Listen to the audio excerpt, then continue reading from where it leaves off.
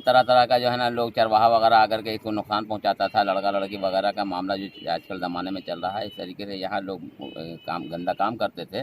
इस सब चीज़ को देखते हुए, इसकी सुरक्षा को देखते हुए हमने इसमें गेट लगा के इसमें ताला बंद कर दिया, ताकि एक ऐतिहासिक धरोहर को कैसे बचाया जाए, इस ऐतिहासिक धरोहर को हमने बचाने की कोशिश किया।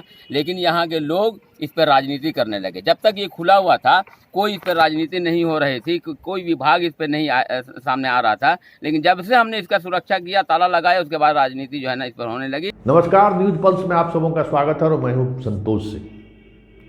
और न्यूज़ पल्स में हम आपको दिखा रहे हैं नफरत की सियासत। जी हाँ, और इस नफरत की सियासत में मीडिया किस तरीके से भूमिका अदा कर रही है, ये भी हम आपको दिखाएंगे। कुछ दिन पहले सासाराम के एक पहाड़ी पर अशोक के अभिलेख को लेकर मीडिया में बड़ी हाइतोबा मचाई गई थी।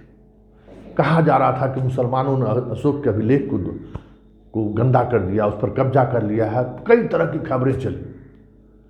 पूरे माहौल को एक सांप्रदायिक रंग देने की कोशिश हुई।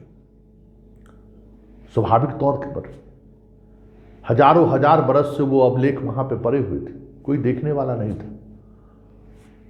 उस अभिलेख पर के बगल में मवेशी, कुत्ता, बिल्ली सब बैठता था, बकरी चरा करती थी, गाय भैंस वाला चरवाहा दिन भर बैठ के जुआ खेलता था, कोई देखने वाला नहीं। एक फकीर आया मजार के पर पूजा पाठ कराने, और उन्हें उस अभिलेख पर नजर पड़ गई। उसको उन्होंने साफ सुथरा किया, उसमें उन्होंने गेट लगवाई कि भाई इसे गंदा न करो, ये किसी की अमानत है। अभी तो हम खोजते हैं एकदम एल्सेशियन डॉग की तरह कि कहाँ लव जिहाद का मामला मिल जाए, कहाँ हिंदू मुसलमान एंगल मिल जाए। फिर क्या है, हमारी तो दुकान चल गई।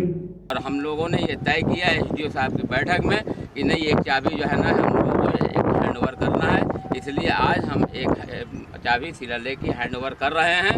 और आगे चल करके जो भी इसमें जो है ना चूनाकारी वगैरह जो पहले के लोगों ने कराया है, उस चूनाकारी को हम लोग मिल करके विभाग के द्वारा उस चूनाकारी को साफ सुथरा कराएंगे। शिलालेख बिल्कुल सुरक्षित है। जो लोग कहते हैं कि शिलालेख को क्षतिग्रस्त करके लोगों ने मदार बनाया है, ऐसी कोई बात नहीं है। मदार इसमें नहीं है, ये चिरागदान है। चिरागदान का शाहाबाद गदर भी बतलाता है, शाहाबाद ये हर तरह का जितना भी किताबें हैं वो सब किताबें बतला रही है। आर्कोलॉजिकल भी बतला रही है कि चिरागदान और शिलालेख दोनों इसमें है। इसलिए चिरागदान पे ही उसमें है, उसमें किसी किस्म का कोई मदार नहीं है। हर मीडिया हाउस का यही हाल है कि सुबह सुबह एजेंडा इसी पर तय होती है। अगर किसी संपादक को अगर सुबह सुबह कोई स्ट्रिंगर फोन करके कह दे कि सर हमारे यहाँ तो एक बड़ा मामला हिंदू मुसलमान में, उस दिन उसके नाश्ते का चाव उफ सैंडविच से भी शानदार महसूस होने लगता है।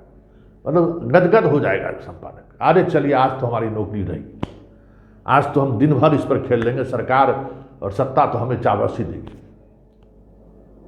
यही खेल चल रहा है। तो देखिए, अभी तक इन्हें पता नहीं था कि यहाँ एक अशोक का अभिलेख भी है। हमारे जो पुरातत्व संरक्षण के से जुड़े हुए जो डिपार्टमेंट के लोग, उनको नहीं पता था कि उस गुफा में अशोक का अभिलेख भी है। हिंदू मुसलमान हुआ तो चाबी लेने पहुंच गए, स्वाभाविक है। चाबी ही मत लीजिए, उस अभिलेख में क्या लिखा है जरा इस पर भी अध्ययन कीजिए। लेकिन चलिए, बात कुछ भी हो, हिंदी मुसलमान के सहारे ही सही, चलिए अब उस अभिलेख को लेकर कुछ बातें तो होंगी, कुछ चर्चा तो होगी। लेकिन मानसिकता को समझिए कि हम किस मानसिकता में जी रहे हैं। अगर हिंदू मुसलमान ना हो तो हमें लगता है कि कुछ हो ही नहीं सकता है इस देश में, पूजा पाठ बंद हो जाए। क्या दिखता तो ऐसा ही कुछ है, जैसे लगता है कि मुसलमान के कारण ही हम हिंदू हैं। अगर मुसलमान नहीं आता तो हम हिंदू नहीं होते। मुसलमान नहीं आता तो आज श्री फरहा नहीं होती, लैला मजनू तो वही है, ताजमहल नहीं बनता। ऐसी बात नहीं है। प्रेम और उद्गार की भाषा हिंदुओं में भी है और वो अपने समय से अंदाज में वो प्रस्तुत करते रहे हैं। हमने उनकी भाषा, उनकी प्रेम वाली भाषा को समझा है, नफरत वाली भाषा को कभी हमने नहीं अपनाया। हाँ, ये अलग बात है कि अब हम नफरत के सहारे हम अपने आप को साबित करने में लगे हैं कि हम हिंदू